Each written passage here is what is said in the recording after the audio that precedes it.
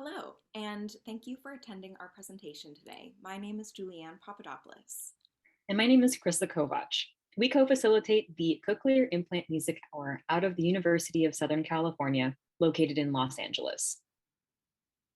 A cochlear implant is a small electronic device that electrically stimulates the auditory nerve, which in turn provides hard of hearing individuals with a sense of sound.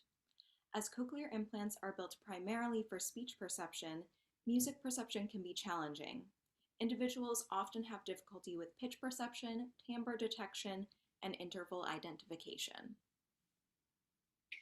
The Cochlear Implant Music Hour was created through the Bionic Ear Lab at the University of Southern California as a way to foster music appreciation within a community of cochlear implant users.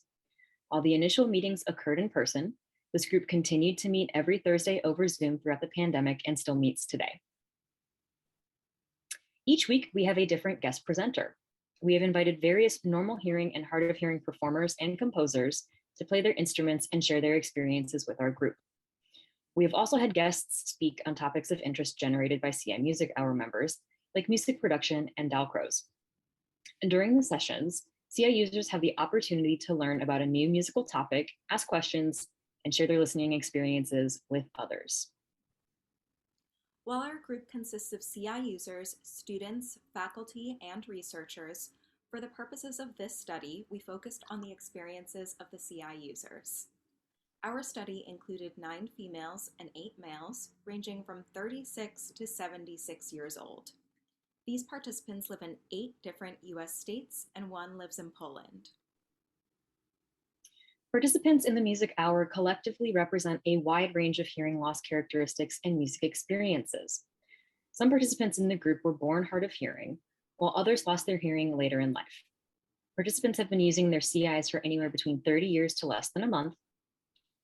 Some individuals have a unilateral setup, meaning they have a cochlear implant on one ear and are hearing impaired or normal hearing on their other ear.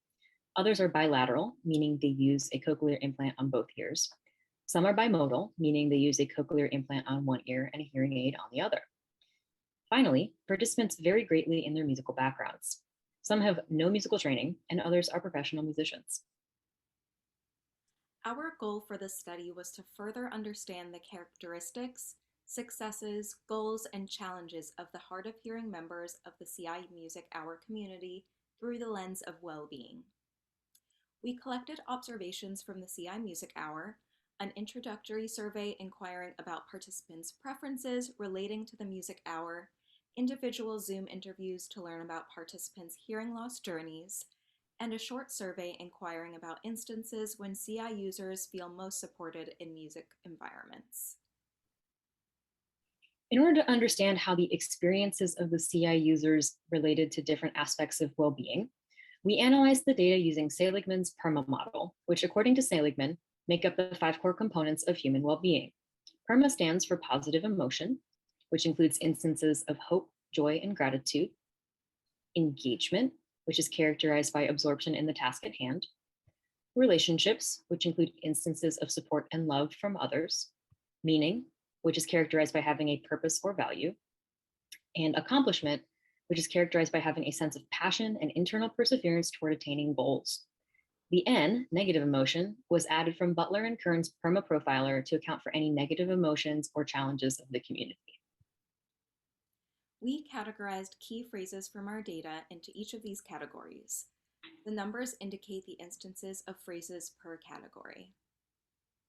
The largest category, negative emotion, includes examples of difficulty with music perception, feelings of social isolation, and being let down from high expectations. The first quote is from a participant who has worked as a musician and has been using both of her CIs for 7 years. She says, quote, "I have a supportive family, but they don't always know ways to help me. The once-a-year audiology appointment is not enough, so this CI Music Hour is filling in the gaps." The second quote is from a participant with limited musical experience. She says, quote, "I've kind of resigned myself to the fact that I'm not going to enjoy listening to music." The second largest category was accomplishment. Experiences shared included musical goals to work towards, accomplishments in hearing outside of the CI Music Hour, and musical progress made during the CI Music Hour. This is a quote from another one of our female participants who is bimodal, has little music training, and has been using her one CI for about 2 years. Here she is reflecting on her experience during one of the first pre-COVID music hours. I mean, it was pretty a milestone for me to be actually playing something, even if it's banging a drum. So that was a stretch, yes, yeah. So I guess it's all fun. The next most prominent category was engagement, specifically music engagement.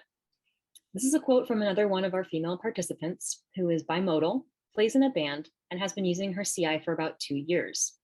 Here she is reflecting upon her experience listening to a guest violinist during the music hour.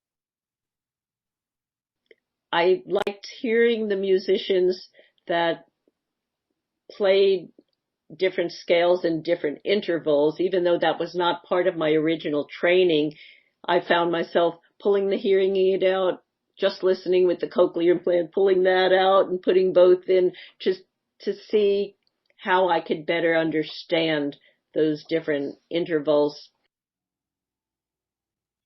Another prominent category included relationships. These experiences often had to do with family and friends outside of the music hour, but also within the music hour community. This first quote is from a participant with extensive musical experience and has been using one of her CIs for 16 years and the other for 14 years. Here he describes how he enjoys the CI Music Hour, partly because it is a community of similarly afflicted people with similar interest in music, partly because I'm learning a lot about instruments and music that I would enjoy even if my hearing was perfect. The second quote is from a participant who worked as a professional musician.